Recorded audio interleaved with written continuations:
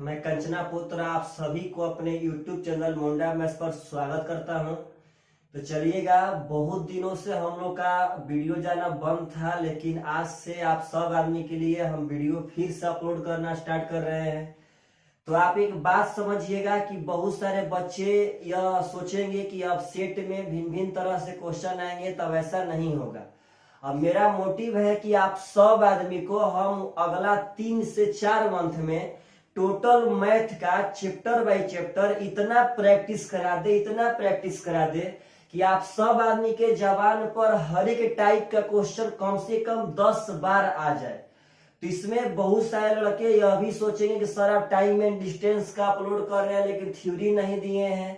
तो आप सब आदमी को हम बता देना चाहते हैं कि हम YouTube पे भले ही कोई चैप्टर नहीं पढ़ाए हैं, 8 बजे का बैच आप एक बात समझिएगा कि यह ओनली फॉर उन लोगों के लिए है जो मैथ पढ़ चुके हैं, चाहे कुछ जानते हैं। उन लोग के लिए भी है जो पढ़े नहीं है, जिनका थोड़ा सा दिमाग काम करता है, लेकिन वह रेगुलर देखेंगे तब। अगर रेगुलर देखते हैं तो उनको काफी यह फायदा करेगा, काफी। तो दिमाग से यह निकाल देना है कि हम इसका थ्योरी दिए हैं कि नहीं दिए हैं, यह सब बात नहीं। हाँ, हम थ्योरी दे करके पार्टिकुलर चैप्टर पक्का पढ़ाएंगे। उसमें अभी थोड़ा सा टाइम है, उसका हम प्लान बना रहे हैं कि वह कैसे पढ़ाएं। इसमें हम बिना थ्योरी दिए बस प्रैक्टिस कराएंगे और आप लोग प्रैक्टिस कीजिए प्रतिदिन। प्रत्येक टाइप में कम से कम 10 से 15 क्वेश्चन तो पक्का आ जाएगा। तो चलिएगा ध्यान से, आज का वीडियो नंबर सिस्टम के लिए आप सब आदमी के लिए हम रेडी कर रहे हैं। तो एक बहुत ही छोटे से वीडियो में बहुत ही बढ़िया बढ़िया नंबर सिस्टम के क्वेश्चन का हम लोग प्रैक्टिस करेंगे। तो चलिएगा ध्यान से, सब आदमी वीडियो को जल्दी से लाइक करें और शेयर भी करें मेरे भाई साहब। जितना हो सके शेयर करें और लोगों को बताइए कि आप बोर्ड के लाइट पर मत जाइए, आप व्यवस्था पर मत जाइए। मेरे पास उतना व्यवस्था नहीं है, ना ही मेरे पास देखिए लाइट का व्यवस्था बढ़िया कर रहे हैं, लेकिन मोबाइल फोन से रिकॉर्डिंग करने में मोबाइल फोन का जो सेंसर होता है वो आप कितना भी लाइट देंगे तो वह सेंसर इसको उतना पर ही रोक देता है जितना उसको चाहिए। इसीलिए हम लोग कितना भी लाइट दे रहे हैं बोर्ड पर, तो बोर्ड पर नहीं आ रहा है। जब तक डीएसएलआर ना रहेगा तो हम लोग का लाइट उतना बढ़िया नहीं हो पाएगा। इसीलिए आप सब इसी व्यवस्था में पढ़िए, लेकिन ब्रांड पढ़ाई पढ़िए। तो चलिएगा ध्यान से, हम आपको नंबर सिस्टम का क्वेश्चन स्टार्ट करते हैं। सबसे पहला क्वेश्चन बहुत ही सुंदर है, बहुत आसान है। क्वेश्चन कह रहा है कि एक व्यक्ति ने अपने संपत्ति का 1/4 भाग अपने पुत्री को दिया और 1/2 भाग अपने पुत्रों को दिया और 1/5 भाग दान कर दिया, तो उसने कुल कितना भाग दे दिया। बहुत सुंदर क्वेश्चन है। सबसे पहले कहता है कि वह बेटी को 1/4 दिया, बेटा को 1/2 दिया और 1/5 दान कर दिया। तो कह रहा है कितना भाग दान कर दिया। तो सही बात है भाई, आपसे हम कहते हैं कि हम 10 रुपया पुत्री को दिए, 20 रुपया बेटा को दिए और 50 रुपया दान कर दिए। तो कोई पूछेगा हमसे कि बाबू तू कितना दिया, तो हम यही बताएंगे भाई जी तीनों जोड़ लीजिए हम कितना दिए। सिंपल सी बात है, हम 10 रुपया दान किए, 20 रुपया बेटी को दिए, 50 रुपया बेटा को दिए, तो आप तीनों जोड़ लीजिए कि हम कितना दिए। तो अभी बात यहाँ पर भी है, इतना बेटी को दिया, इतना बेटा को दिया और इतना दान कर दिया। कहता है कितना भाग दे दिया, तो तीनों जोड़ लीजिए, पता चल जाए कितना भाग दे दिया। तो चलिए तीनों हम जोड़ते हैं। तो जोड़ने में भी कला कर लेते हैं, इसको हम लोग फुलटॉस बॉल बना लेते हैं। यदि आप सब आदमी किसी भी बाटा पर के जोड़ में यदि उसके हर को बराबर कर लेंगे तो जोड़ बहुत आसान हो जाएगा। तो 4, 2, 5, 20 पे बराबर होगा। यहाँ 5 से गुणा करते हैं, 5 का 20, 5 एकम 5, ऊपर नीचे दोनों करेंगे तभी मान में अंतर नहीं होगा। यहाँ 10 से करते हैं, 10 दूनी का 20, 10 एकम 10। यहाँ 4 से करते हैं, 5 के 20, 4 एकम 4। यहाँ पे आपका हर बराबर हो गया, तो आसान से जोड़ लीजिए, 10, 5, 15, 4, 19, यानी कि 19/20 भाग वह आदमी सब दे दिया था। अगर क्वेश्चन नहीं पूछता कितना भाग देने के बाद उस आदमी के पास कितना बचा है, अगर बचत पूछता बचत, तो हम बताते कि भाई जब 19/20 भाग दे दिया, यानी कि 20 में से 19 दे दिया, तभी भी उसके पास 1/20 भाग बचा हुआ है। तो अगर बचत पूछता तो 1/20 आंसर मारते। और क्वेश्चन में अगर यह पूछता कि कितना रुपया दिया, तो आप यहाँ पे बढ़िया समझिए, अगर रुपया पूछता तो उसका आंसर मारना पड़ता है DI, डाटा इनसफिशिएंट, क्योंकि यहाँ रुपया से कहीं भी कॉम्बिनेशन नहीं बनाया गया था। हम इसका आंसर फ्रैक्शन में दे रहे थे, भाग में दे सकते थे, लेकिन रुपया में इसका आंसर नहीं दे सकते थे, क्योंकि यहाँ रुपया से कहीं कॉम्बिनेशन ही नहीं था कि हम रुपया में लाए। तो अगर इसी क्वेश्चन में आगे पूछेगा, अगर इसी क्वेश्चन में पूछता कि बताइए कितना रुपया दिया, तो आंसर मारना पड़ता DI। तब हम लोग इसी तरह प्रत्येक क्वेश्चन को बढ़िया से वहां क्या पूछेगा, क्या पूछ सकता है, टोटली एकदम बढ़िया से डील करेंगे। चलिए पार्टनर साहब, प्लीज वीडियो को शेयर जरूर करें शेयर। आप पे हमारा फ्यूचर निर्भर कर रहा है, आप वीडियो को शेयर जरूर करें, हम मेहनत करते हैं, आप जॉब लीजिए एकदम बढ़िया से। चलिएगा ध्यान से। तो अगला क्वेश्चन कह रहा है कि 49 की पावर 15 माइनस 1 किस संख्या से पूर्णतः विभाजित होगा। यह भी एक नंबर सिस्टम का बहुत ही सुंदर सा क्वेश्चन है। यहाँ पे एक बहुत ही सुंदर सा थ्योरी लागू होता है, वह बच्चा लोग को मालूम रहना चाहिए। आप बताइए कि यहाँ 49 के पावर 15 है, तो हम अगर 1 के पावर 15 कर लेंगे तो क्या किसी मान में दिक्कत होगा? 1 के पावर 15, 1 के पावर कुछ भी हो एक ही होता है, उसके मान में अंतर नहीं पड़ेगा। तब एक नंबर सिस्टम का बहुत ही बढ़िया गुण है कि x के पावर n माइनस a के पावर n, समझिएगा ध्यान से, x के पावर n माइनस a के पावर n, यानी मेरे भाई साहब यहाँ x और a यानी बेस अलग अलग हो सकता है, लेकिन पावर अलग अलग नहीं हो सकते, पावर सेम रहना चाहिए। तो अगर इस पैटर्न पे कोई भी संख्या रहता है और यदि आपका n सम संख्या रहेगा, बात समझिएगा, यदि आपका n सम संख्या रहेगा, इवन नंबर, तो यह संख्या x माइनस a और x प्लस a दोनों से कटता है। अगर यहाँ पे x के पावर n माइनस a के पावर n में अगर n यहाँ पे सम संख्या रहेगा, तो यह x माइनस a और x प्लस a दोनों से कटेगा। यदि यहाँ पे जो n है वह विषम संख्या रहेगा, तो यह only for x minus a से ही कटेगा। तो आप यहाँ समझिएगा, x के पावर n माइनस a के पावर n, x 49 है, a 1 है और n 15 है, पावर सेम तो पावर सेम है वहां पे। अब यह संख्या यहाँ विषम है, तो विषम में only for x minus a से कटता है।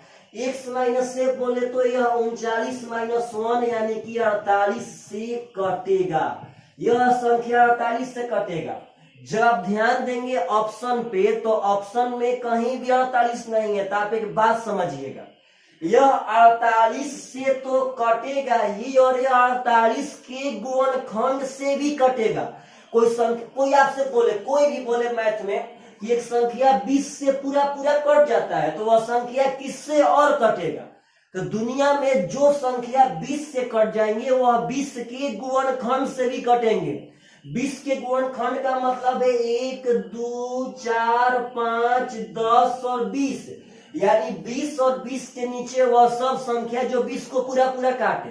कोई बोले कि कोई संख्या 50 से कट जाता है, तो आप एक बात समझिए कि जो संख्या 50 से कटेगा वह 50 के गुणनखंड से भी कटेगा। तो जो संख्या 48 से कटेगा वह 48 के गुणनखंड से भी कटेगा। तो ऑप्शन में 48 का गुणनखंड आपका सिर्फ और सिर्फ ऑप्शन नंबर डी है पार्टनर साहब, 8, यानी कि 48 नहीं था तो आपका 8 भी आंसर है, क्योंकि 8 48 का गुणनखंड है। 48 को 8 काट देगा पार्टनर साहब, इस संख्या को भी 8 काट देगा, आपका करेक्ट आंसर। यह थ्योरी बहुत ही इंपॉर्टेंट था, आपको हम याद दिला दिए। इससे बहुत सुंदर फिलहाल में क्वेश्चन पूछे गए हैं एग्जाम में। तो चलिएगा, आशा करते हैं आप सब आदमी को ऐसे बहुत फायदा होगा। प्लीज कमेंट करके बताना है कि अगर हम चैप्टर बाय चैप्टर प्रतिदिन अलग अलग चैप्टर, अगर आज नंबर सिस्टम है तो कल कोई दूसरा चैप्टर, परसों दूसरा चैप्टर, इसी तरह मतलब एकदम प्रैक्टिस करते रहना है, मतलब किसी भी चैप्टर को भूलना नहीं है। तो यह कमेंट करके पक्का बताइएगा कि आपको यह सब कैसा लग रहा है। आप लोग पुनः अब मन लाकर पढ़ना स्टार्ट कर दिए होंगे, यही हम आशा करते हैं। चलिएगा ध्यान से। तो अगला क्वेश्चन बहुत सुंदर है, बहुत आसान है। कहता है आपसे कि 5, 4, 3, 2 और स्टार यहाँ पे 7 है। कहता है कि यह 9 से कटेगा, तो स्टार का मान बता दीजिए क्या होगा। कहता है कि अगर यह संख्या 9 से विभाजित है तो स्टार का मान क्या होगा। तो यहाँ पे सभी बच्चे को एक रूल मालूम रहना चाहिए कि अगर संख्या 9 से कटेगा तो 9 से वही संख्या कटेगा जिसके अंकों का योग 9 से कट जाए। तो आप जल्दी से इसके अंक को जोड़ लीजिए। 5 4 मेरे भाई साहब 9, 9 3 12, 12 2 14, 14 7 हो जाएगा 21। आप जब सब जोड़ेंगे तो 5 9 14, 14 7 21, 21 प्लस स्टार। तो आप बताइए तो 9 से तभी कटेगा जब इनका योग 9 से कट जाए। तब 21 में क्या जोड़े कि जो योगफल आवे वह 9 से कटे, क्योंकि योगफल 9 से कटना चाहिए। तब 21 में क्या जोड़े कि जो योगफल आवे वह 9 से पूरा पूरा कट जाए। तो जब ध्यान देंगे तो 21 में अगर हम 6 जोड़ते हैं, 21 से 6 27, और 27 9 से कटेगा। तो आप यहाँ पे 21 में अगर 6 जोड़ेंगे तो वह कट जाएगा 9 से, यानी स्टार का मान यहाँ पे 6 होगा। अब आपका क्वेश्चन यहाँ दिमाग में एकदम चल रहा है, सर आखिर कैसे जानेंगे कि 6 जोड़े। तो यहाँ पे 21 था ना, अब 21 के जब जोड़ना है तो जोड़ने पे संख्या आगे बढ़ेंगी। तो आप 21 के आगे वाली वैसी संख्या सोचिए जो 9 से पूरा पूरा कटता हो। 21 के आगे वाली 27 ही है जो 9 से पूरा पूरा कटेगा। तब अब हमारा लक्ष्य है 27 पर पहुंचना। 21 में क्या जोड़े कि हम 27 के पास पहुंच जाए।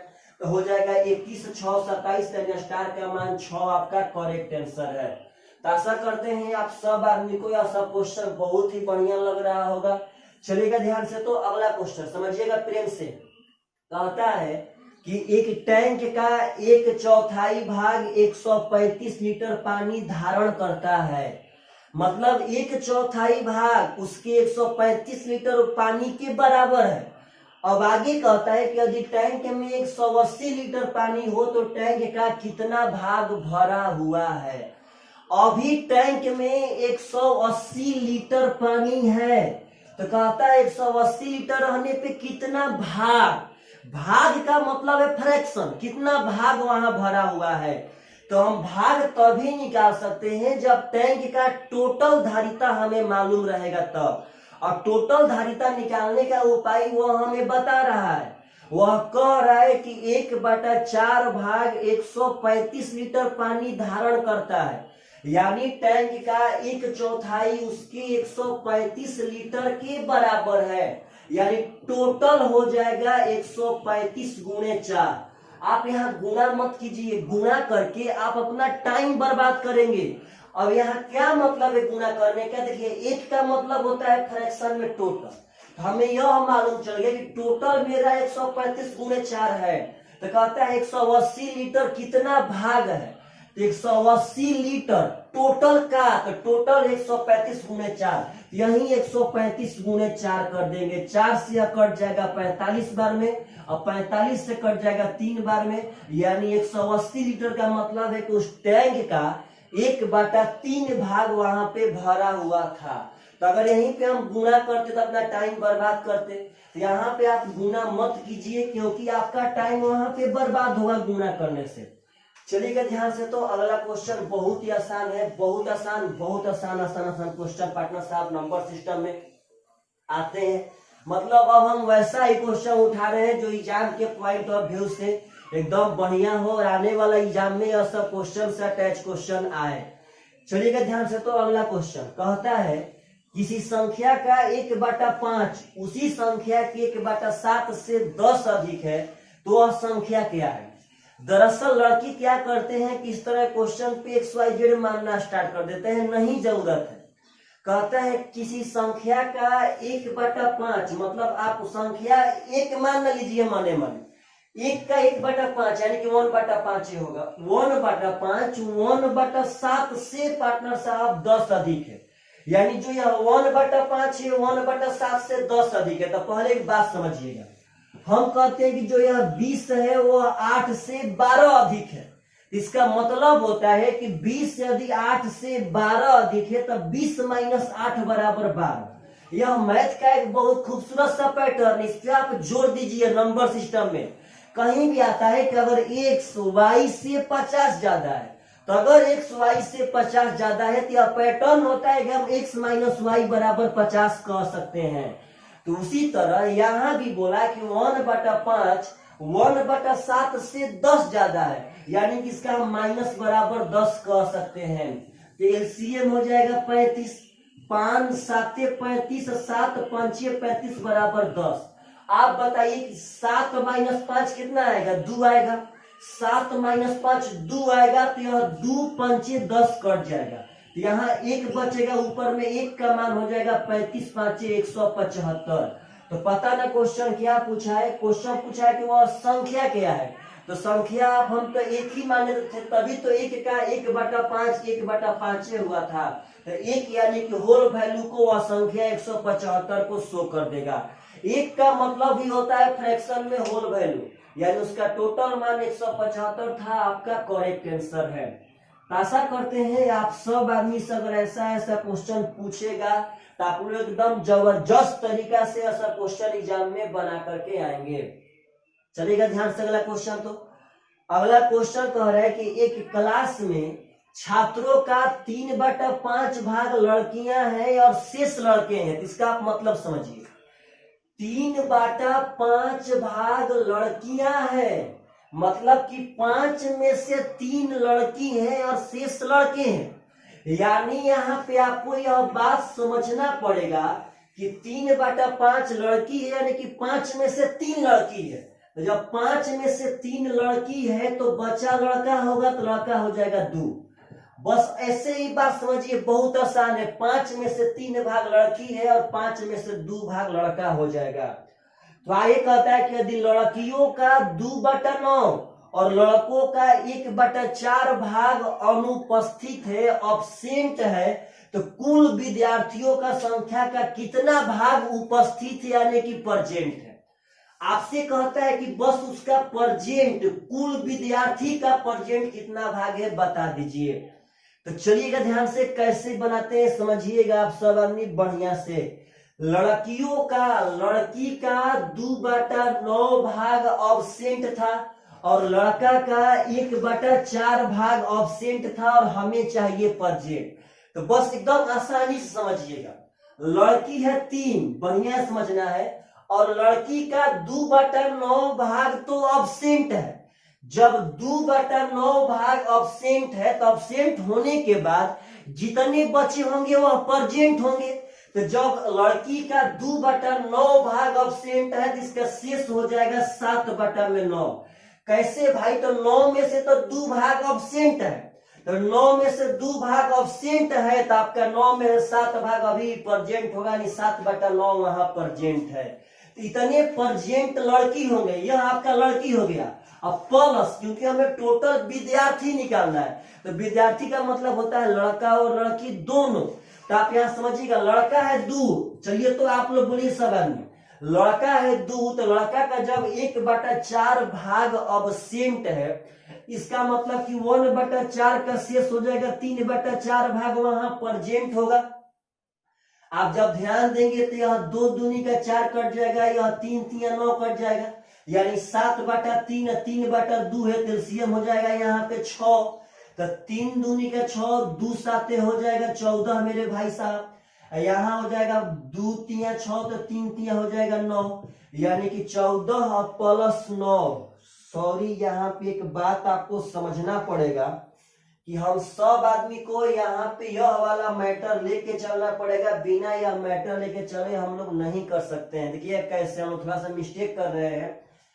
जब यहाँ पे लड़की 3/5 लेकर ही चलना पड़ेगा, हम सोचे कि नहीं लेके चलने से बन जाएगा, लेकिन नहीं बनेगा, आंसर नहीं आएगा आपका। लड़की यहाँ पे 3/5 है तो लड़का 2/5 करना पड़ेगा। तो आप सब फ्रैक्शन में है, जब फ्रैक्शन में तो उसका हम एग्जैक्ट डाटा थोड़ी ना ले सकते हैं। 3 और 2 मेरे भाई साहब आपको यहाँ लेना पड़ेगा, नहीं लेंगे तो लास्ट में यहाँ नीचे 5 से गुणा करना पड़ेगा। आपका आंसर आता है यहाँ पे 14 9 जितना भी होता है 23 और नीचे 5 से गुणा करना पड़ता है, क्योंकि हम नीचे वाला 5 हटा दिए थे। तो आपका 23/30 आता है, लेकिन वो छोड़िए, वो सब आप ऐसे समझिए आसानी से कि 3/5 लड़की है, 2/5 लड़के हैं। तो 3/5 लड़की का 2/9 ऑफसेट, तो लड़की का 7/9 परसेंट। 2/5 कर देते हैं यहाँ पे कि 2/5 लड़का है, तो 2/5 लड़का का 1/4 भाग ऑफसेट, तो 3/4 भाग परसेंट। तो अब यहाँ पे कट जाएगा बढ़िया से, 3 3 9, 2 दूनी का 4। तो आपका यह बचा है 7/15 और यह बचा है 3/10। तो आप इसको बैलेंस कर लीजिए। इसमें कर लेते हैं 2 से गुणा, 15 दूनी का 30, 7 दूनी का 14।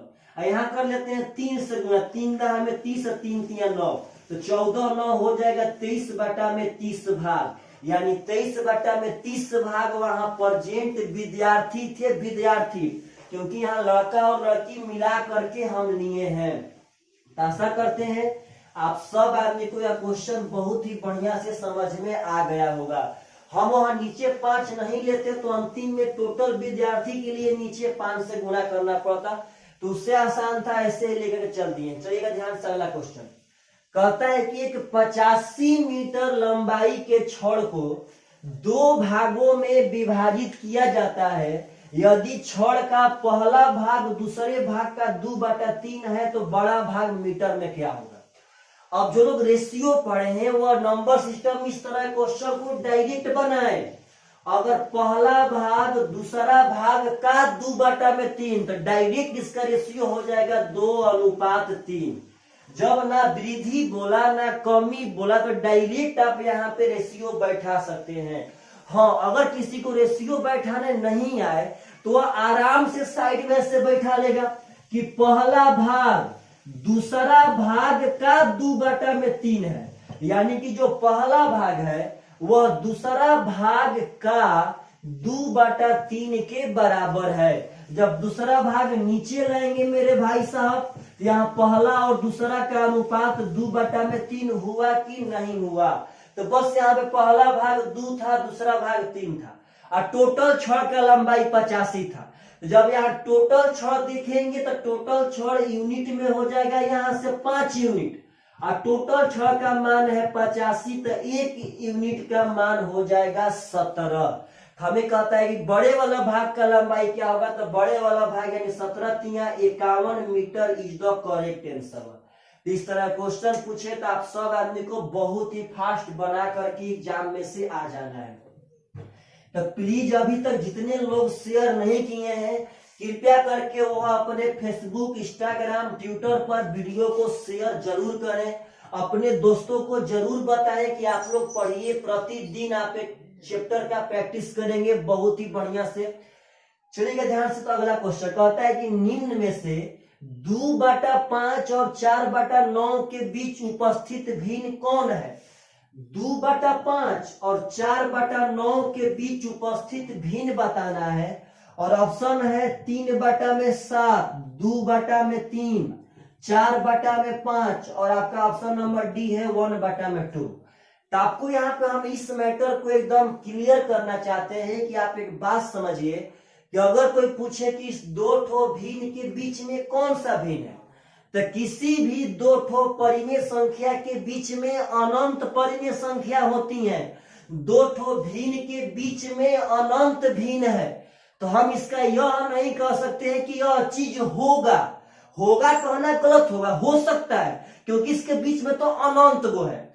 तो यहाँ पे निकालने से सबसे बढ़िया है कि इसको बाई ऑप्शन चेक करना पड़ेगा, क्योंकि इसके बीच में अनंत ठो भिन्न हो सकते हैं। तो उसी अनंत ठो भिन्न में से कोई ना कोई एक ऐसा भिन्न होगा जो चारों के चारों ऑप्शन में से कोई एक होगा। इसको ऑप्शन से चेक करना पड़ेगा, क्योंकि इसके अनंत ठो बीच में संभव है। तो सबसे आसान है, आप यहाँ भाग दे दीजिए। 2 भाग देंगे तो 0 पॉइंट आएगा 4 0, और यहाँ भाग देंगे तो 0.36 यानी 0.44 आएगा। तो जो अब 0.40 0.44 के बीच में होगा वही उसका भिन्न होगा। यहाँ भागा देंगे मेरे भाई साहब तो 0.27 बचेगा आपका 2 20, 7 दूनी का 14 हो गया आपका। आप बताइए कि 40 और 44 के बीच में 42 है कि नहीं है। तो आपका 3/7 पहला भिन्न ही आपके भाग्य में बहुत बढ़िया मिल गया, जो इस दोनों के बीच में था। आप आगे इसमें चेक कर सकते हैं, बाकी कोई भी भिन्न इसके बीच में होने वाला नहीं है।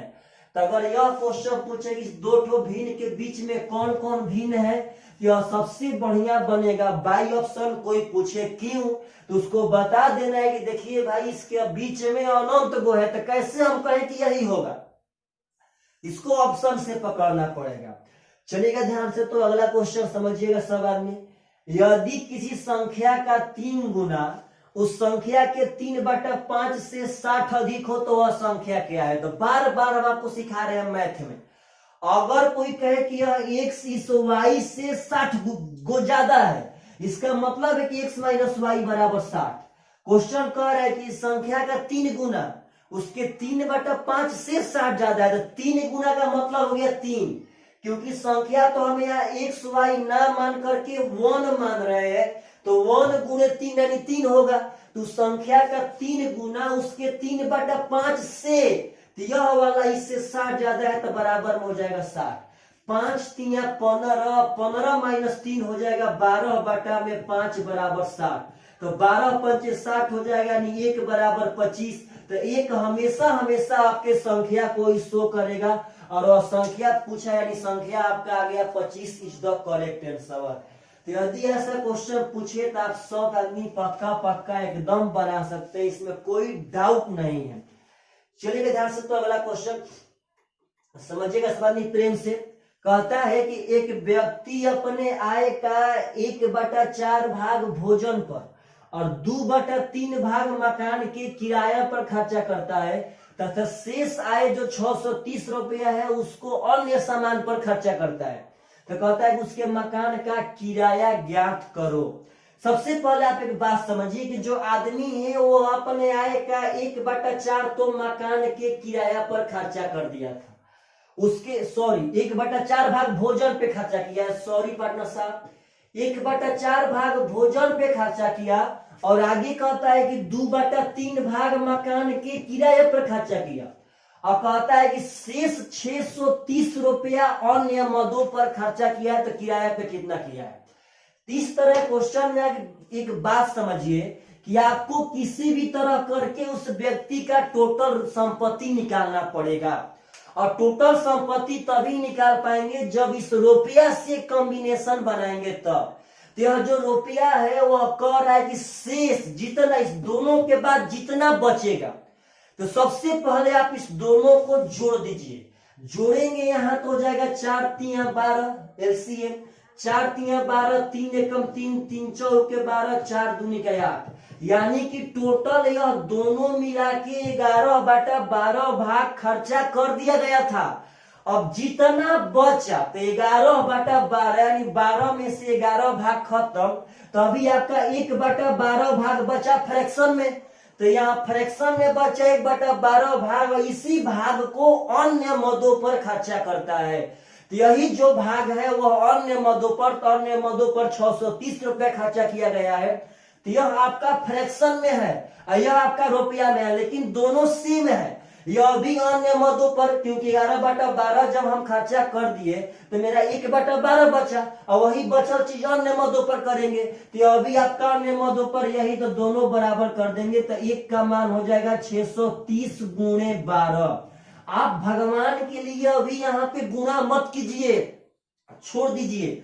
गुना करना टाइम बर्बाद करने के बराबर है। हम बस इतना जान गए कि यहाँ पे टोटल मेरा इतना हो गया, तो हमें कहता है मकान के किराए पर कितना खर्चा किया, तो मकान के किराया का हम 2/3 भाग कर रहे थे। तो अब सुनिएगा, यहाँ बार बार इधर उधर मत लिखिए, कंपटीशन में कोई बना कर दिखाना है।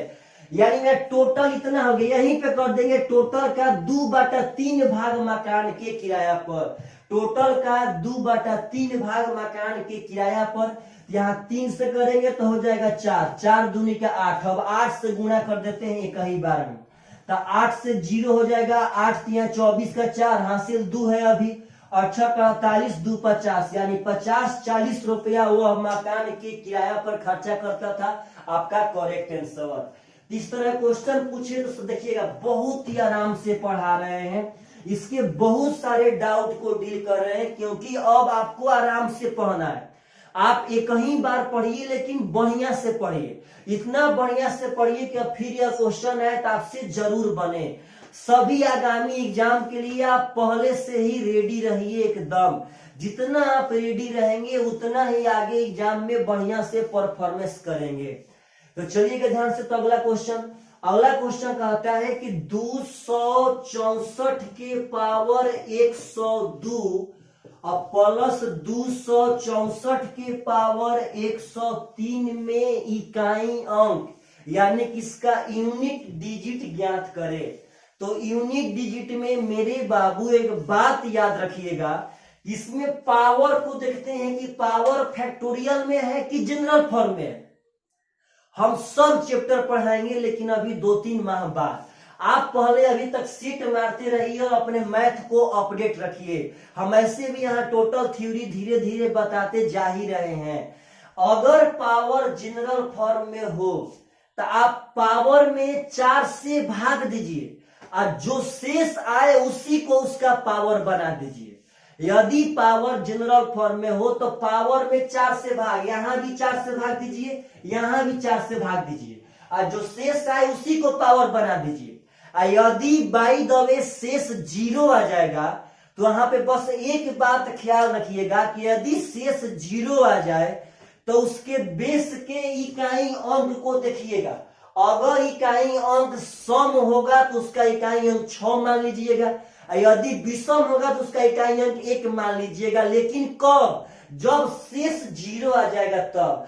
0 ना आए तो कोई बात नहीं। चलिए देखिए ध्यान से, इतना में हमको टोटल से मतलब नहीं है, मतलब है बस इकाई अंक से। तो आपका यहाँ 4 यह वाला लिए है ज्यों का त्यों। अब पावर में 4 से भागा देंगे, 4 दूनी का 8 बचेगा 2, 22, 4 5 से 20 तो आपका 2 बचे, यहाँ 2 चढ़ा देते हैं। अब यहाँ भागा देंगे मेरे भाई साहब, यहाँ 3 बचेगा क्योंकि 4 25 100 होता है, 3 बचा। यह आपका होता है 16, यह होता है 64। तो 64 16 हो जाएगा 80। तो बोलिए 80 में इकाई अंक कितना है? तो 0। तो आपका यूनिट डिजिट यहाँ पे हो जाएगा 0 इज द करेक्ट आंसर। तो अगर इकाई अंक से भी ऐसा क्वेश्चन है तो आप सब आदमी से पक्का एकदम एग्जाम में बन करके आना चाहिए। चलिएगा तो अगला क्वेश्चन देखिए। बहुत सारे लोग उस समय यह भी कमेंट कर रहे थे कि सर आप जब सीट चलाते हैं तो उसमें एक क्वेश्चन आता है तो फिर अगला क्वेश्चन पे हम उसका प्रैक्टिस मतलब वो नहीं बना पाते हैं। क्यों? क्योंकि ये क्वेश्चन अलग टाइप का था, एक क्वेश्चन अलग टाइप का था। लेकिन इसमें हो सकता है कि अभी ये क्वेश्चन है तो कल ऐसा क्वेश्चन तुरंत आ जाए, परसों भी एक ऐसा क्वेश्चन है। इसीलिए आप लोग रेडी रहिए और एकदम प्रतिदिन हम लोग एक अलग चैप्टर का 15 से 20 क्वेश्चन का प्रैक्टिस करेंगे और मैथ को काफी हद तक अपडेट करके रखेंगे। तो अगला क्वेश्चन बहुत सुंदर है, समझिएगा। कहता है कि यदि किन्हीं 3 क्रमागत विषम प्राकृतिक संख्याओं का योग 147 है तो बीच वाली संख्या क्या है? अब आप एक बात समझिए कि जब ऐसा क्वेश्चन मिलता है तो लड़के लोग एकदम आसानी से कहते हैं भाई लगातार विषम संख्या था। तो विषम संख्या एक तो x मान लेंगे, एक तो x प्लस 2 मान लेंगे, सॉरी पार्टनर साहब, x प्लस 2, हाँ x प्लस 4 मान लेंगे। क्यों? क्योंकि जितना विषम संख्या है वह सब विषम संख्या में 2-2 का अंतर होता है। अगर लगातार रहेगा तब, यहाँ लगातार है तब x प्लस 2 x प्लस 4। तो वह बोलेगा कि भाई तीनों का योग है 147। जब तीनों यहाँ जोड़ेंगे तो हो जाएगा 3x प्लस 4 2 6। यही तीनों का योग 147। तो जब उधर 6 बेचेंगे तो वह घट के हो जाएगा 141। 3 से घटाएंगे 3 चौके 12, 3 7 21, यानी x का मान हो गया 47। और जब x का मान 47 तो कहता है बीच वाला संख्या, यानी 47 और 2 49 आपका करेक्ट आंसर है। लेकिन आप मेरा बात मानिए, आप इसको x मान के मत बनाइए, आप इसको औसत के मेथड से बनाइए। आप बताइए तीनों लगातार संख्या का योग था 147। तो यह योग है कितनी संख्या का? 3 संख्या का। तो हम इसका पहले औसत निकालते हैं। औसत तो औसत होता है योग बटा में संख्या। तो अगर 147 में 3 से भागा देंगे तो 49 आ जाएगा, यानी 49 इसका औसत हो गया। और आप एक बात समझिए कि अगर संख्याएं लगातार रहेंगी यदि संख्याएं लगातार रहेंगी तो उनके बीच वाली संख्या औसत होती है, यानी जो 49 है वह बीच में रहेगा, इसके इधर एक संख्या रहेंगी, एक उधर संख्या रहेंगी। और जब यह लगातार विषम संख्या थी, इसके पहले विषम है 47, इसके बाद विषम है 51, यानी यही वह तीनों नंबर है जिनका योग 147 होगा। तो हमको बीच वाला संख्या बताना था, तो 49 करेक्ट आंसर। अब जिस लड़का को मालूम रहता वही आंसर मार देता, खाली भाग देता, 3 से आंसर मारता। क्यों? क्योंकि उसको तो मालूम रहता भाई कि औसत है तो बीच वाला यही है, या आपसे बीच वाला पूछा ही है, तो बीच वाला संख्या आपका 49 करेक्ट आंसर हो जाएगा। यह बहुत ही सुंदर क्वेश्चन, इसमें कोई डाउट नहीं है। अगर ऐसा क्वेश्चन आप सब आदमी के एग्जाम में आए तो पक्का पक्का आप लोगों से एकदम बनना चाहिए। चलेगा ध्यान से। तो अगला क्वेश्चन कहता है कि यदि हम 45 को चार संख्याओं के योग के रूप में इस प्रकार लिखते हैं कि पहली संख्या में 2 जोड़ने पर, दूसरी संख्या में 2 घटाने पर, तीसरी संख्या को 2 से गुणा करने पर, चौथी संख्या में 2 से भाग करने पर हमें परिणाम बराबर प्राप्त होता है, तो वह चारों संख्या क्या है? मतलब कि हमसे चारों संख्या पूछा गया है और चारों का योग 45 के बराबर रहना चाहिए। तो आप जब इसका ऑप्शन देखेंगे तो ऑप्शन में चारों संख्याएं ही पूछी गई हैं। तो इस तरह के क्वेश्चन में जब चारों संख्याएं पूछी जाए तो आप सब आदमी बाय ऑप्शन सबसे फास्ट बना सकते हैं। अब आपको ऑप्शन में कैसे चेक करना है, तो जो संख्याएं हैं उस संख्याओं का योग 45 के बराबर रहना चाहिए। तो जब आप ऑप्शन में जोड़ेंगे तो अक्सर ऐसे क्वेश्चन में चारों ऑप्शन का योग 45 के बराबर होता है, तभी तो लड़का अपना कुछ दिमाग लगाएगा। तो यहाँ भी चारों ऑप्शन का योग 45 के बराबर है। लेकिन एक अगला और ऑब्वियस स्टाइल है चेक करने का कि हम पहला में 2 जोड़े, दूसरा में 2 घटाएं, तीसरा में 2 से गुणा करें और चौथा में 2 से भाग करें, तो हमें बराबर परिणाम मिलना चाहिए। तो आप जब चेक करेंगे तो ऑप्शन नंबर सी को चेक कीजिए। 8, 12, 10 और पार्टनर साहब कितना है? ऑप्शन नंबर सी को चेक करते हैं। 8, 12, 10। चौथी संख्या को 2 से भाग करें। इसमें थोड़ा सा ऑप्शन में पार्टनर साहब थोड़ा सा हम लोग का ऑप्शन गलत टाइप हो गया है। इसमें ऑप्शन थोड़ा सा गलत टाइप हो गया है, समझिएगा सब आदमी बढ़िया से। इसमें थोड़ा सा ऑप्शन गलत टाइप हो गया है। ऑप्शन थोड़ा सा गलत टाइप हो गया है। इसमें कोई भी ऑप्शन आंसर नहीं चलेगा। जब ऑप्शन गलत टाइप हो तो इसको हम बना के आपको दिखा देते हैं। आप एक बात समझिए सब आदमी, तो प्रेम से कैसे बनाएंगे। हम चारों संख्या मान लेते हैं A, B, C, D, चारों संख्या। ये चारों का योग 45 के बराबर होगा। तो यह बात मत भूलिए कि चारों का योग 45 के बराबर होगा। ऑप्शन मिस्टेक से टाइप हुआ है मेरे भाई साहब, तो इसको हम बना देते हैं ऐसे। अब समझिए क्वेश्चन कहा था कि पहला में 2 जोड़े तो A + 2, दूसरा में 2 घटाए तो B - 2, इसमें 2 हमसे गुणा करे तो 2C, यहाँ 2 से भाग दे तो D/2। तो कहता है कि यह करने पर हमें बराबर बराबर परिणाम प्राप्त होना चाहिए, यानी यह चारों के चारों आपस में बराबर है। जब पहला में 2 जोड़े, दूसरा में 2 घटाए, तीसरा में 2 से गुणा करे, चौथा में 2 से भाग दे तो बराबर है। तो यह चारों बराबर है। अब इसको बनाने का उपाय का जल्दी से बराबर में के मान लीजिए, मेथड से भी बहुत जल्दी बनेगा। अब यहां से समझिएगा A + 2 बराबर अगर के करेंगे तो A बराबर हो जाएगा K - 2, क्योंकि 2 को भेज देंगे उस पर। अगर B - 2 बराबर के करेंगे तो B बराबर हो जाएगा K + 2, 2 को भेज देंगे उस पर।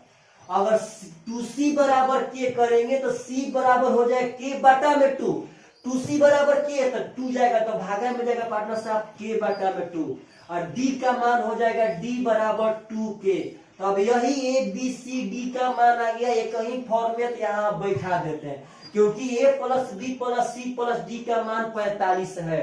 तो यहीं पे जोड़ लीजिए पार्टनर साहब, देखिएगा ध्यान से, K और 2K, तो हो गया 4K।